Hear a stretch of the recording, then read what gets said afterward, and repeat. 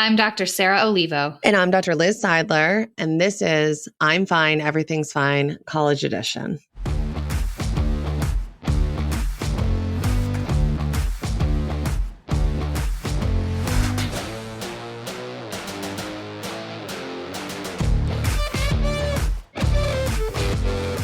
Sarah, I'm really excited. It's episode 1. We're finally here. We've been working toward this for a long time, and we've been lucky enough to have the help of wonderful, brave, really smart college students who've been with us from the beginning. Thank you so much. You know who you are. And listeners, you're about to hear from some of them directly in a little bit. I know it's been an exciting, daunting at times learning curve to figure out things like sound editing, but you know, we're up for the challenge, I think. But apologies to listeners as we sort of probably bumbled through a few things, but thank you for your patience in advance on that. So a little bit about us first. We know that college students are really discerning, as they should be. So we wanted to give you a few facts so that you can vet us. We're both clinical psychologists. We both have over a decade of experience helping students make the transition into college, out of college, the times in between. And I think between the two of us, we've trained, I think, at every hospital in New York City, Liz, would you say? I would say that, yes. We've really hit them all. And now we're fortunate enough to have private practices in the tri-state area. And one of the benefits is definitely where we're located. We see many college students from a lot of vast different colleges that are in this area. And we also get to work with a lot of high schoolers as they're making that really important, difficult decision, exciting decision on where they're going to go to school. And they get to leave for the semester and come back to us on breaks and with all their stories, the highs and the lows of what university life has treated them to. And we also get to meet a lot of college graduates from all over the country who are coming to New York City for their first job or their first summer internship and get to let us know a little bit about what college was like for them as well. We've seen it all. We've seen it all. Shock us. I feel like students are always worried to share with us like their experience. And I always preface it by saying like, I'm not going to be shocked by anything you've said. I'm sure I've heard a very similar experience a million times. We're open, willing to hear everything that they've experienced and hopefully have some tips or techniques or things we can share with them that will make what they're going through a little easier. Yeah, it's like, sorry, my friend, if shocking was the point, you are not going to have that ability. But so nothing can shock us. But also we wanted to make sure that you guys got more than two talking heads doling out a bunch of advice. So we've made sure to pull in actual college students to share their experience. You're not going to hear names of the guests. You won't hear names of the colleges. We think privacy is really important. We'll interview students from large universities with a ton of Greek life, small liberal arts colleges, music majors, college athletes, the whole gamut. We want you to hear stories from a wide range of students with a wide range of experiences. We'd like to think that even though there's this large pool of college students we're pulling from, that you're going to be able to hear a lot of things that feel familiar. We're hoping on each episode, you'll be able to take a tool that will help you navigate the highs and lows of your college experience. So today we focus on college expectations versus college realities. You'll hear from a few students this episode, so see if any of this sounds familiar to you.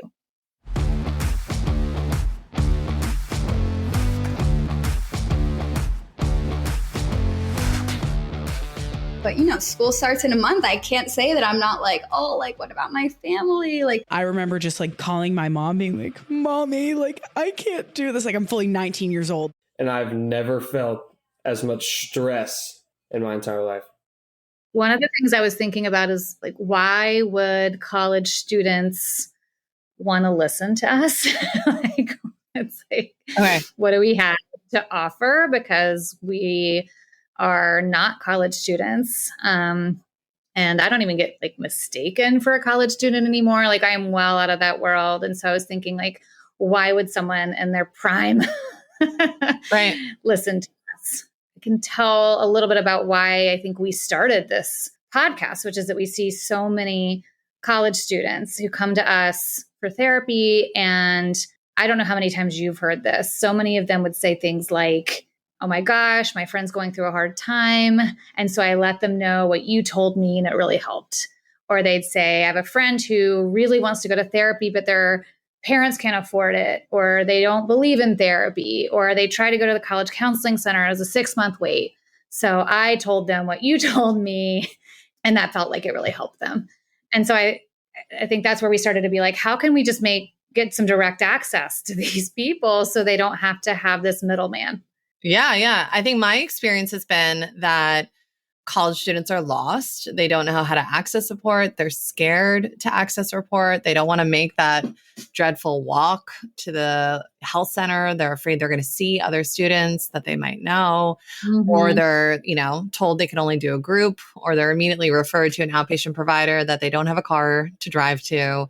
And that person very often doesn't have any availability. So I think they're constantly looking, whether they're on TikTok or Instagram or talking to a friend, they're looking for ways to feel better or ways to kind of not feel alone in their experience. And I think I've been for a long time trying to figure out, how do I reach as many students as possible to help them feel like there's a tool that they can kind of grasp onto, there's a voice that they can hear, and that might, be the moment in their day when they're listening to the podcast, walking across campus, that makes them feel, more hopeful about the next steps that they want to take. Yeah. And even people maybe in my own family or just people I'm talking to more generally, they'll come in almost like, hey, I've got this big secret, which is that I actually was a little lonely my freshman year or something like that. And I was like, oh, that is the most normal thing. I mean, we have this privilege that people share all of their kind of innermost feelings with us. I think that's such a privileged position to be in. So we hear people quote unquote secrets all the time. And I think that it's sometimes surprising to me, like, oh, you didn't know that that's really normal, that you can actually have a lot of fun in college, but also feel really lonely. Like, oh my gosh, we got to get the word out. We got to get the word out. Right. No, right. I was talking to a college student today that what I just took as a fact, right? That you're going to be a little homesick, right? Or that the transition from, summer fun to back to reality of campus life is challenging. And he said to me, he's like, other people feel this way. I was like, of course, other people feel this way. Yeah. A lot of times I think things that I see so commonly that other people are aware that those are common experiences, but it's become really clear, I think, to both of us that there isn't a lot of awareness and normalizing of what most college students' experiences really look like, the highs and the lows. Yeah. So I don't know. I feel like whether, that's reason enough for you guys to listen to us or not, that's why we started this podcast. Right. And I think for the first one, we thought it would be really nice to think about sort of what we just said. What are some of the expectations people have going into school, going into college? And then what are some of the realities? And now what we don't want people to think is like, oh my gosh, you expect college to be great and it's a total shit show. That is not what we're saying. But I do think that sometimes our frame of reference, or like what we have as our base idea of something, can really impact our experience. And if you assume something's going to be just one particular way, then it can really throw you if it's not that exact way all the time. So our first episode is going to be talking a little bit more, and you're going to hear from a lot of students about what was our expectations, what were some of the realities, and then maybe some ways they were able to adjust to that new reality. Do you feel like you have a sense of what are some of the common expectations? Because we see a lot of people, yes, in school. We live in cities where there are some colleges, and so we see a lot of students who are already in college. But I think we also see a lot of high school students who we help through or guide through the transition into school. So I know I've sat on the couch a lot and been like, oh, okay, I've seen this before. Okay, here's what might be coming. Let's sort of get a baseline for what kind of tools might be helpful during this transition. Do you feel like you have a common sense of what people expect? Yeah, I mean, I think there is a little bit of a spectrum. I think sometimes people don't think too much about what to expect, right? And then I think there's like some overly coping ahead for what it's going to be like and a lot of worry, right?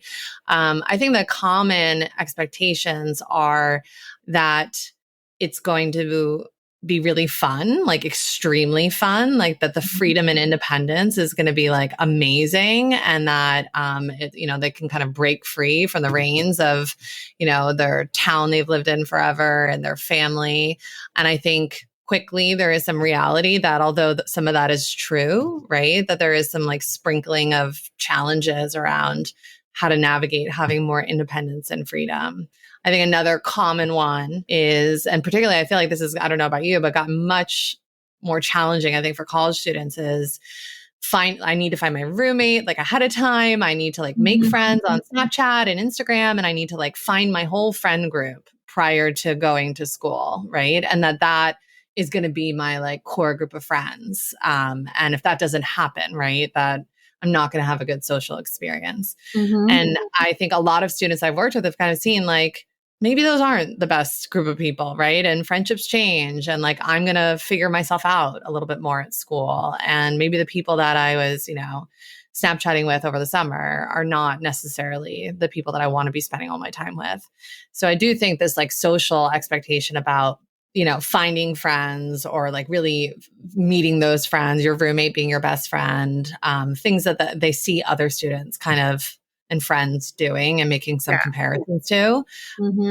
But the reality of how we form friendships in college is really different, right? Than maybe what they traditionally thought it was going to look like.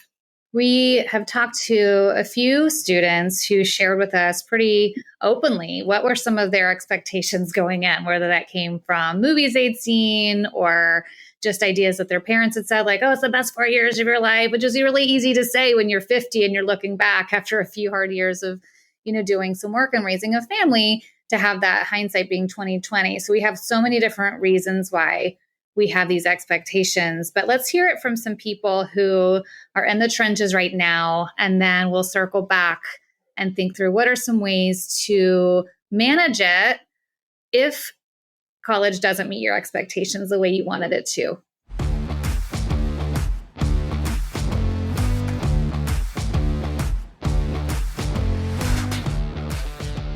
Well, I had people texting me like, oh my God, you seem like you are just loving it. And I was like, a little, like sometimes. And don't get me wrong, like I did like it, but honestly, I'll also say that I wasn't super excited to go in the first place. And I think that tinted a lot of my first year because, it was coming out of COVID. So that was a lot of family time. And I actually loved that. But, I wasn't someone who was dying to get away from home. So to me, I was like, oh my God, why would I leave? Like, I loved my teachers. I love my friends. I love my family. Like, I love my little horse town. Like, I was like, why is everyone itching to get out of here? Like, people were so excited. Like, those few months leading up to school, everyone would just be texting their roommates, texting their college friends that they like met on Instagram. And I was like, guys, like, why aren't we just like hanging out? Like, this is all we've got. Like, why is everyone so excited? And I think seeing everyone be so excited made me stressed because I was like, I'm not excited. Like it, and that was kind of hard to face. I was like, I could say to everyone that I'm excited. Like, I would never say to someone, like, when they ask, oh my God, are you excited for school? Like, no. But like, no. Like, I was like, this is going to change everything. And that's just something I guess I'm going to have to deal with. And it just seems so unknown. Like, there's so much unknown going into it. So that really freaks me out. I actually remember my therapist was like, come on, like, what is one thing you're excited about? And I said, the landscaping at the school is very pretty. And that is absolutely ridiculous. And I cannot believe that came out of my mouth, but I literally refused to get excited. Like, until the moment they dropped me off, I was like, I don't want to go. It's the plants. Great. Plants. Like, come on. It's not even that great of plants. Like, we're definitely not known for plants. Is that your major at school? Like plants, yeah. No. You're like, I really doubled down on the foliage. I was like, I better stick to it now. Yeah, I feel like that's just like a good additive that like it really like the attitude that you go in with probably has a lot to do with it, because I was like, this is going to be a negative experience and I'm going to be homesick. And then, one day you're not as homesick anymore. And it's like, oh, okay. And then that's a loss too. To your point, you're like, wait, am I okay now? Yes. Oh my God. Then it was like, do I not miss home? Like, I could just go in loops if you guys want. It never ends. Oh, don't you love our human brains? It's They're tripped. something going on up there. She needs some guidance. Tell me what your first memory is of going to college. You walk in to campus and I'm excited. I'm moving in, and I think it's just going to be this awesome, life-changing, happy, 100% good experience. And then I open up my computer and get on the school website, and I've never felt as much stress as I did in my entire life.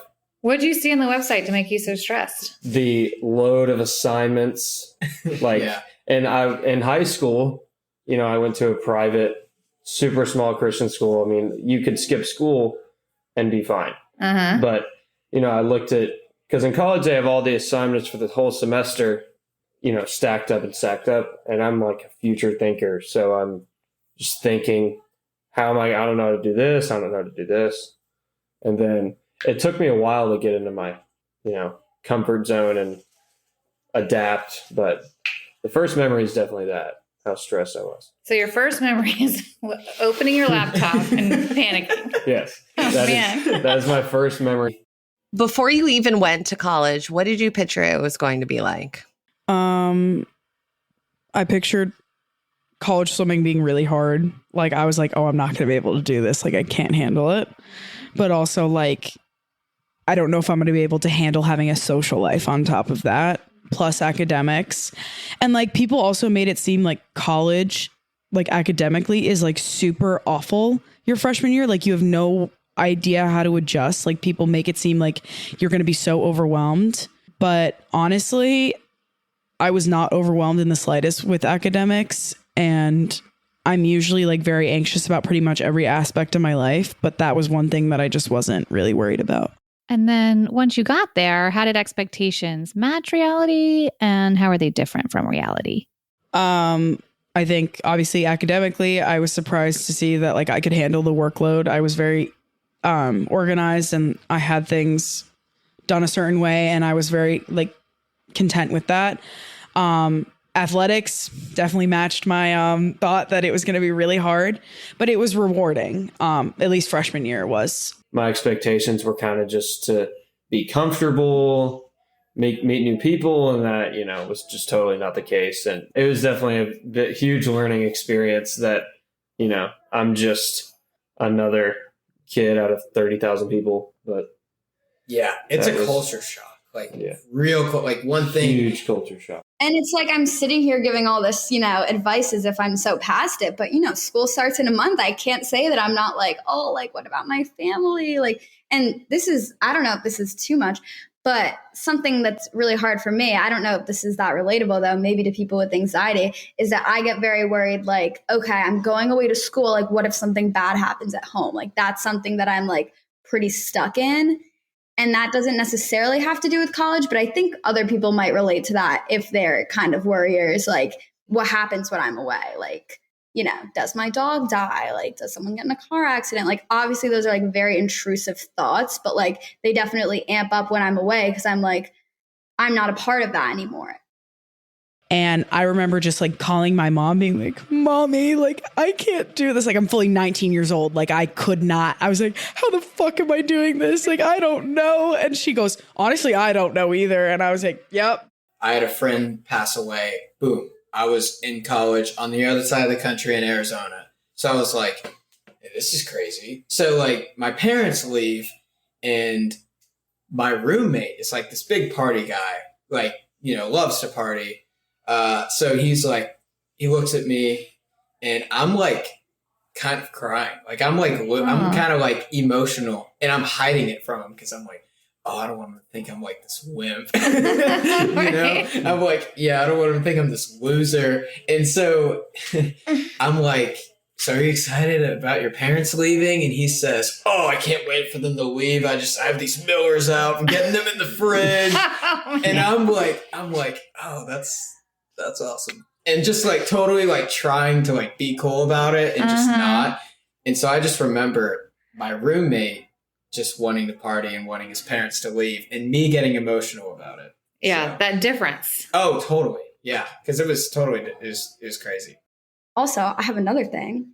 that is difficult is that when you come home, I have this thing where I feel like a guest because now I don't live here. And like everyone kind of learns to live without you. And I feel like that was like my second part of the journey. Like first it was getting there and then it was like, oh, I love it. And I'm so comfortable. Now I come home. Why does this feel weird?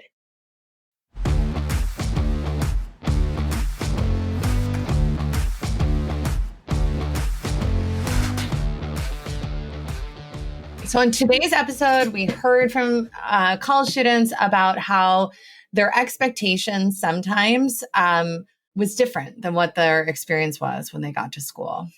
And there are some strategies, I think, Sarah, that you and I have really worked with college students on to help them be mindful of kind of what our preconceived ideas of what our experience is going to be like when we get to college influences our experience. And sometimes that's helpful and sometimes that's not helpful. But increasing our awareness to kind of like, what are we thinking? What kind of expectations are we placing on our experience before we even experience it?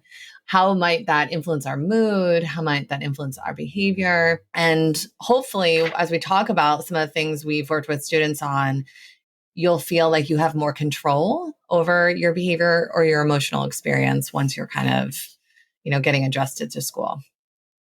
It's funny. I think I'm curious. I feel like there's always a handful of things that when someone is heading back to school or going there for the first time, it's almost like, I don't know if you work this way, but it's like there's a handful of things that I try to talk to them about. It's like I sort of want them to have a little bit of a, what's the word? Like their own little toolkit. Right. Like a cope ahead plan, right? Like if we're going to cope ahead. Yeah. And so many things that happen are, I think always one of them is that being aware of fortune telling. So, I think everybody has certain ways of thinking, sort of filters or lenses through which they see the world. And one of the ways that I think everybody has, or I've noticed a lot of people in college, it's almost impossible not to try to predict or fortune tell like what college is going to be like. And certainly some of that is just basic daydreaming. So that's not a problem. It's kind of like, okay, getting excited about it, chatting with people on the, social media for that particular school or class and kind of trying to figure out what those friendships are going to be like. Some of that's really exciting. But I think when it gets really difficult is when you assume either the worst and you assume a lot of stress ahead of time, or you don't necessarily cope ahead and say, okay, it could be really tough at times. And so let me get prepared for that. I don't know if you've seen that in your work, a lot of fortune telling for people about. Yeah. I mean, I definitely, I always say to a lot of the students I'm working with, you don't want to be on either end of the outliers. Like you don't want to be overly positive, right? And assume everything's going to be wonderful and there's going to be no kind of hiccups. And you also don't want to be like doomsday and predicting that you're never going to adjust, not make any friends, fail all your classes, and, you're back at home within a month, So that we want to be realistic, right? What is a realistic way to kind of predict our future so that maybe we can think about what kind of tools can I kind of put in my tool belt that will make me feel more capable of managing any challenges that might come ahead. I feel like everyone's saying, there's this idea right now, I think, of toxic positivity. So I don't think people listening would necessarily be shocked at this idea, but optimism gets this really great rap. And everyone thinks like, oh, look on the bright side, cup half full. But a lot of the research shows that people who are overly optimistic have as much of a struggle as people who are overly pessimistic, to your point, those sort of two extremes, and that people who are realists who are like, okay, things could work out. And if they don't, here's how I could handle it, are the ones that end up being able to cope flexibly with things. So I think one of the ways to combat that extreme fortune telling or that overly optimistic versus overly pessimistic idea is this concept of beginner's mind. And it's one of the many things, Liz, I don't know if I'm always like, sorry, Buddhism, we're stealing from you again. But this idea of beginner's mind where you start to think about, okay, I'm going to go in. I always struggle with describing this concept a little bit. I think I trip over my words sometimes every single time I describe it. So if you have a beautiful way to do it, please just stop me and say it. But it's just almost like, okay, I've landed on this planet for the first time, and I'm just noticing what it's like to be a college student. What are the feelings that come with it? What are the experiences that happen? What is the range of emotions or behaviors that I'm witnessing around me?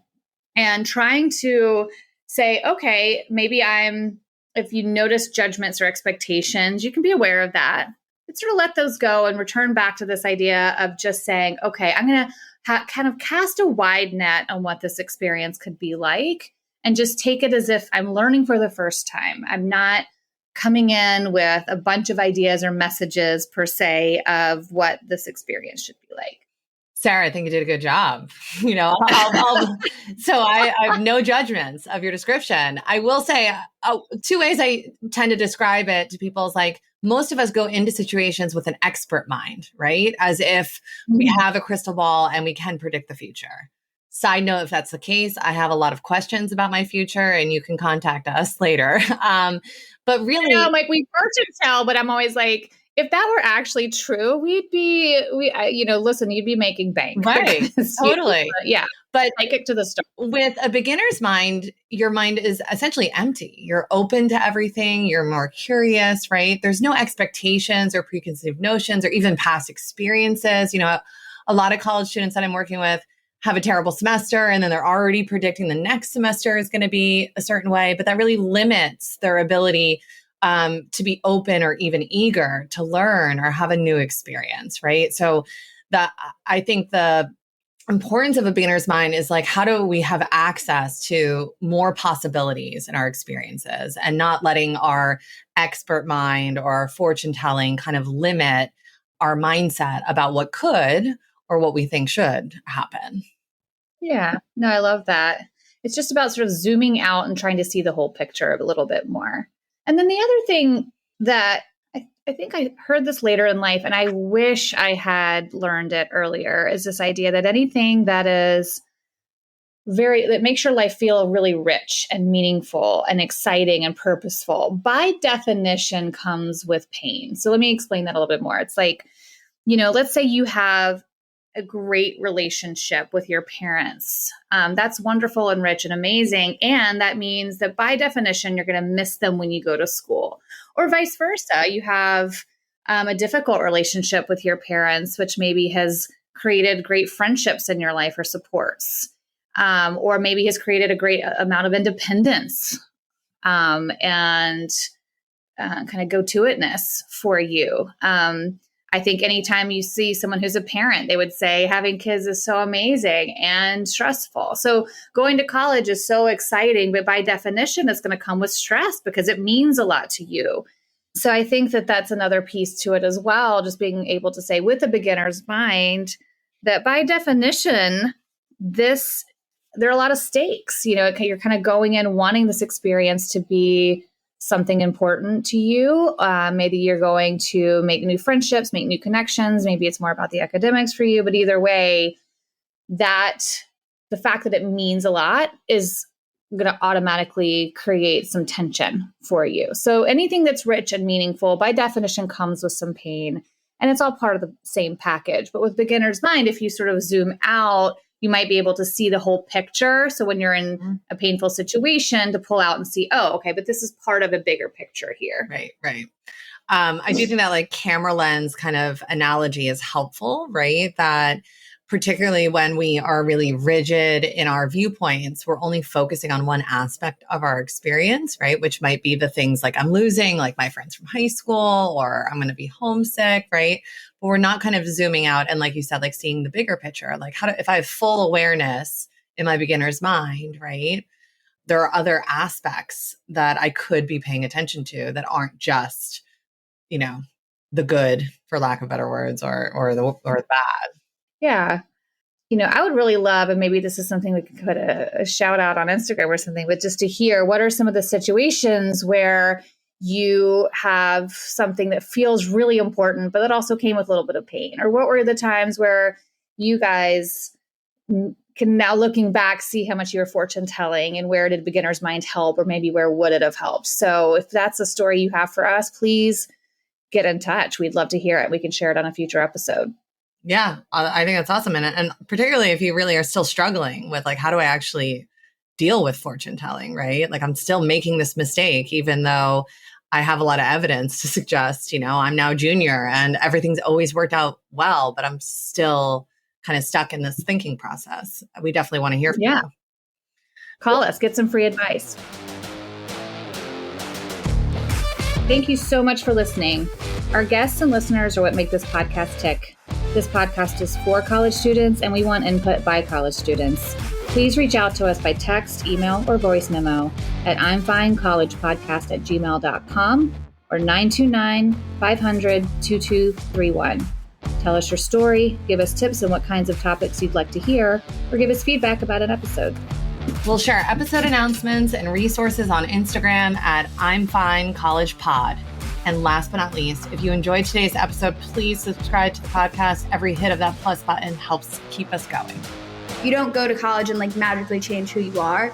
And I think that it's important to just be aware, like just kind of sometimes I'll wake up and I was like, oh, like I wouldn't have worn that before being here. Like that's cool that I felt like confident enough for that. Or like college is like the perfect breeding ground for like today I want a fresh start. This week I want to try this. Like things like that are just like very small. Like I can check that off. Like this is something I wouldn't have been able to do in my old environment. And I think that that's very special.